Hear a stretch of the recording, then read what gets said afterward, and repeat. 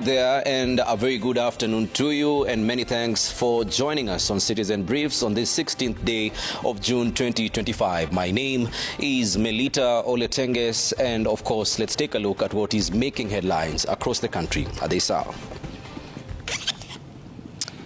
Now, the Deputy Inspector General of Police, Eliud Lagat, has resigned, or rather has stepped aside. In a statement this afternoon that has been released, Lagat has actually stated the reason for his stepping aside, which he's saying is to allow for investigations to be carried out. And quoting that statement, he says, "In the good and conscious thought of my role and responsibilities as the Deputy Inspector General of Kenya Police Service, and in view of the ongoing investigations on the unfortunate incident of the death of Albert Ojwang, I have today opted to step aside from the office of the Deputy Inspector General of the Kenya Police Service pending completion of investigations. The functions of the office will henceforth be performed by my deputy until completion of the investigations."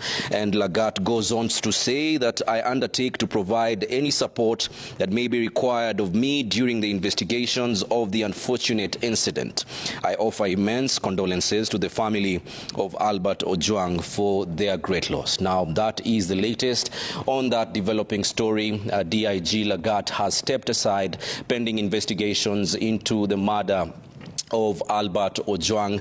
This happens just moments after the Cabinet Secretary for Interior, Kipchumba Murkomen, also issued a statement on the same, saying that going forward, the police stations across the country, 1,209, will be installed with CCTV cameras just to ensure that the policing overhaul is in place following that incident that has taken the country aback, and of course has elicited different reactions with the resignation now, or rather the stepping aside of Eliud Lagat coming hot on the heels of Kenyans calling for his resignation, a clamor that continues to grow even as Kenyans want answers on what transpired on that night that Albert Ojwang was arraigned, or rather was brought to a Central Police Station, and consequently his death occurred right inside the police station.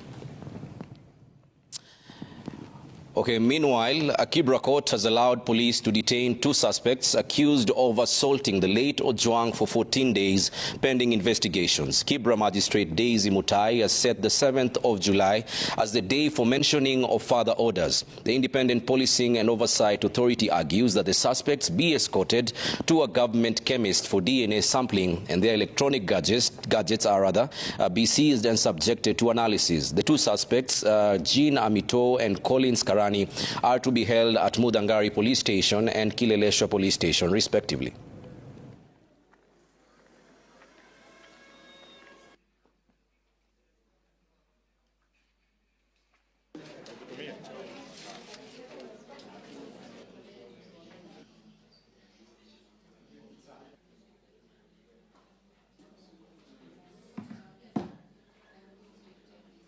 To the case that we have quoted, the Mwangangi versus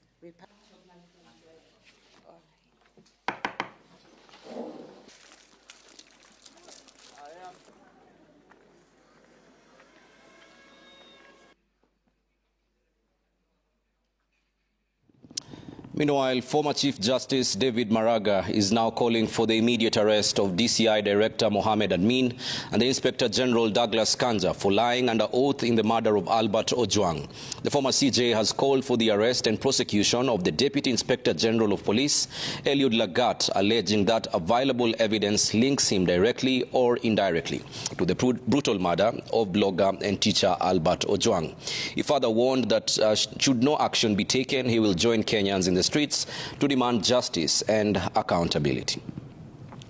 The three institutions charged with the maintenance of law and order, that's the National Police Service, the DCI, and the IPOA, have lied on oath. Consequently, the Kenyans have lost trust in, the Kenyan people have lost trust in them.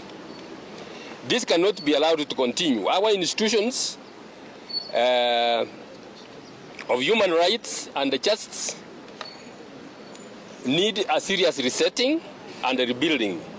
To begin this resetting and rebuilding process, we demanded the arrest of the DCI because he lied on oath under the IG, as well as Mr. Langat himself, and they be prosecuted, and those, of course, who are associated with the murder of Ojwang.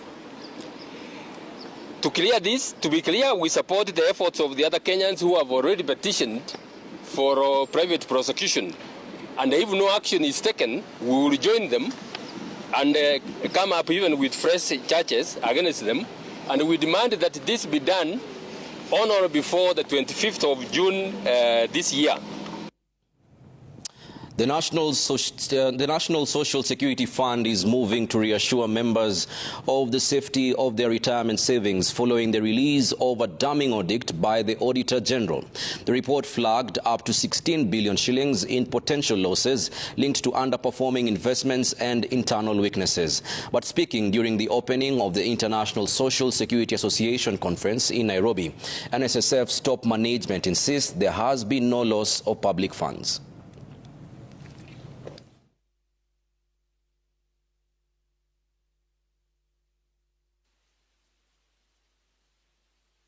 Bring them into the cell to get its successful people look like. Is the investment safe? Is it liquid? Is it to ensure that we have at least a risk-free rate of return? If you read the auditor's report, and for the first time ever, NSSF got an unqualified audit report. Unqualified audit report.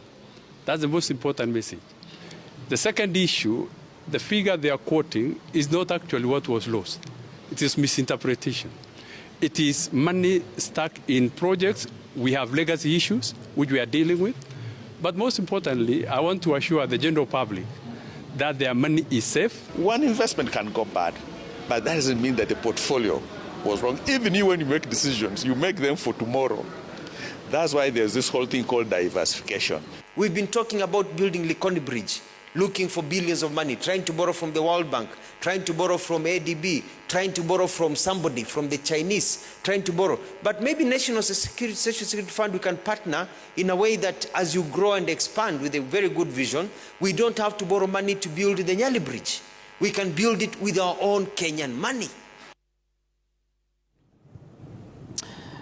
Now, interdicted Central OCS Samson Talam will be detained until Wednesday, awaiting a decision on an application by prosecutors to detain him for 21 days, pending investigations into the killing of blogger and teacher Albert Ojwang. Prosecutors say there is apprehension that if released, Talam will interfere with investigations. In their application, the investigators have accused Talam of hiring the suspect behind the tampering of CCTV footage at Central Police Station. Already indicated, our application is dated 16th of June 2025, the year of the Lord. You know, in summary, what we are requesting this court to do is to issue an order for what the Constitution calls detention continuing. Denying bond on very flimsy grounds. Did they read Article 21? I am certain that they ignored it because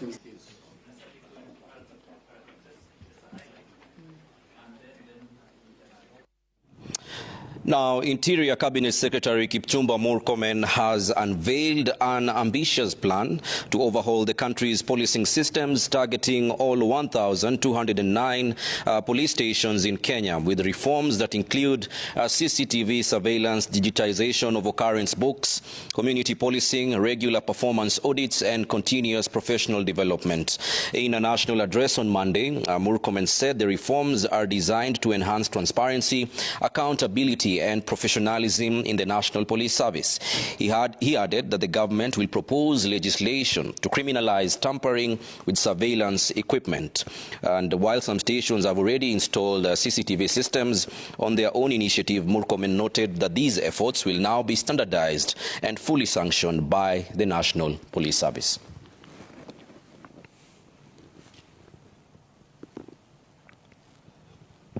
And of course, we are staying on that story for any other development. Still on the Cabinet Secretary on Interior CS Kipchumba Murkomen says government will intensify its war on synthetic drugs across the country. Speaking during the launch of the 4th high-level consultation meeting and flagship report launch in Nairobi, Murkomen expressed concerns over the increase in the abuse and smuggling of synthetic drugs, which he said have contributed to increased health complications and crime rates. Meanwhile, the commission led by former South African President Kgalema Motlanthe has called for evidence-based policies in the fight against drugs. Despite our robust anti-drug legislation and enforcement efforts, the influx of substances such as marijuana, heroin, and cocaine continue unabated with profound impacts on our communities. Of increasing concern is the emergence of synthetic drugs, often manufactured in clandestine laboratories operating within the region. This troubling development is largely driven by illicit trade in precursor and controlled chemicals. To address these issues effectively, a shift towards more comprehensive policies is imperative, focusing on the root causes and consequences of drug use while providing rehabilitation and treatment options for people who use drugs, particularly women, children, and youth. Now, a section of students from the Rift Valley Institute of Science and Technology, ARVIST, took to the streets to protest the deteriorating state of the access road leading to the institution. The students barricaded the Nakuru-Eldoret Highway at Ngata Bridge, causing significant traffic disruptions. Police officers intervened, deploying tear gas canisters to disperse the demonstrators. The students vowed to continue with protests until their grievances are addressed. Barabara zetu hazipitiki, barabara ni mbaya.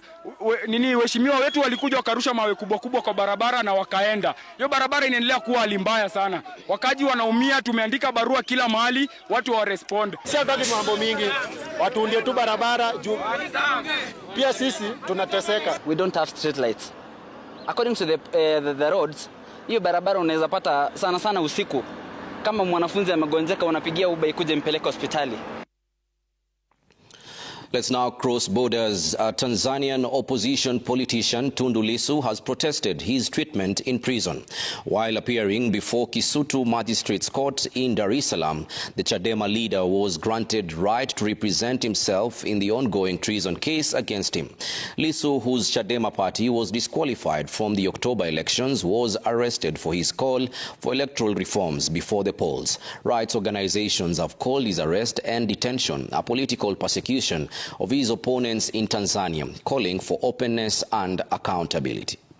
Ni kuu kwamba wakili na mshtakiwa wanatakiwa wasisikilizwe maneno wanayozungumza na mtu mwingine yeyote. Ni sehemu ya sheria kuu za kimataifa, Mheshimiwa Hakimu. The body of principles for the protection of all persons under any form of detention or imprisonment. Hizi body of principles inaitwa maarufu kama the Mandela Principles. Lakini kwa sasa mshtakiwa atajitetea mwenyewe kama alivyoomba, ombi lake limekubaliwa na upande wa utetezi wameridhia hivyo. Kwa hiyo kuanzia sasa ni mawakili wa serikali dhidi ya mshtakiwa. Now, Israel says it has full aerial operational control over the Iranian capital, Tehran, 4 days after launching strikes on the country. It says its air force carried out a wave of strikes overnight, while Iranian media reports new attacks in the west of the country on Monday. Iran hit Israel with a wave of missiles overnight, with some penetrating the Iron Dome defense system. The number killed in Israel since Friday has risen to 24. Meanwhile, Iran's foreign ministry says its parliament is preparing a bill to withdraw from the treaty on the non-proliferation of nuclear weapons.